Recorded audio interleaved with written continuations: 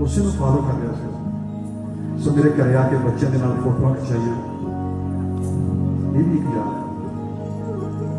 सो उस वे जरा समा से दोपहर का ही समा था। असी गिद्धड़वा दे रहने वाले और चंडीगढ़ में पर तेरे शहर वाली सानू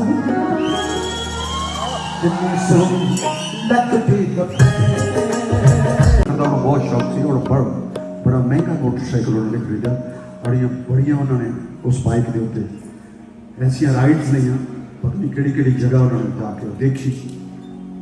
हर बंदे का शौक होता और शौक कई बार महंगे पै जाते हैं और हमेशा ही महंगे पैदे हैं।